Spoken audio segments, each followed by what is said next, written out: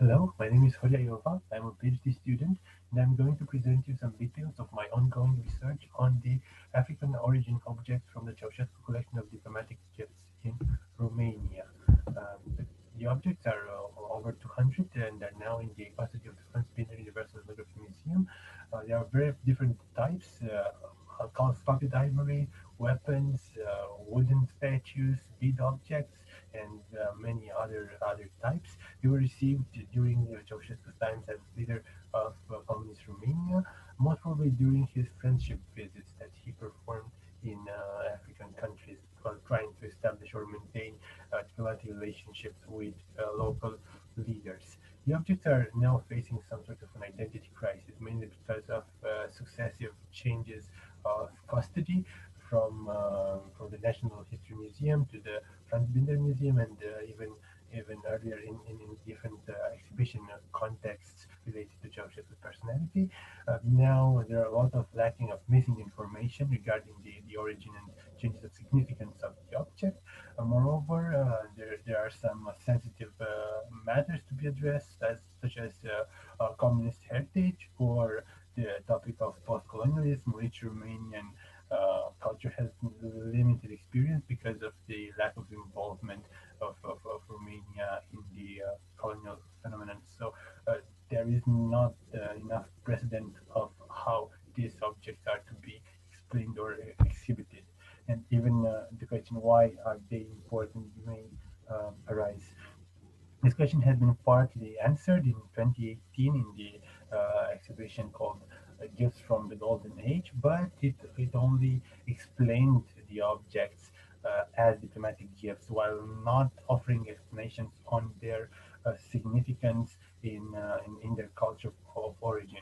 And this is going to be my research goal. This is my research goal to establish where the objects actually come from, what were they meant as diplomatic gifts, what is their meaning and their culture of origin, and what role did they play in the identity construction as a diplomatic gift in the diplomatic gift situation.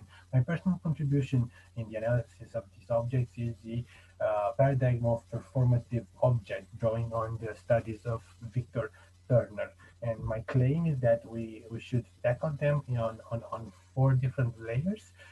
First one being that objects are in themselves cultural performances. They carry utterances, they carry messages, stories, and we have to look at them and analyze the stories that they contain themselves.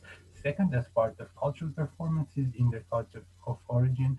Thirdly, as a part of a performative situation and gift giving situation. And fourthly, as part of performative museum discourse.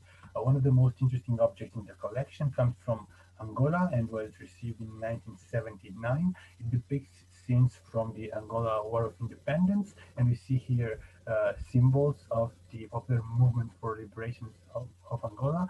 Most likely, the object was received from Agostinho Neto himself as a means of showing his dedication to the socialist cause and his role in the socialist communist path of Angola in late 70s.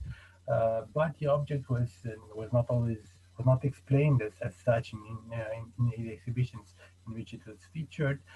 In 91, 92 exhibition, permanent exhibition of Franz Binder Museum, it was just integrated in a discourse on folk art originating from Africa in a room dedicated to different aesthetic approaches to shapes. So not explained in its actual meaning.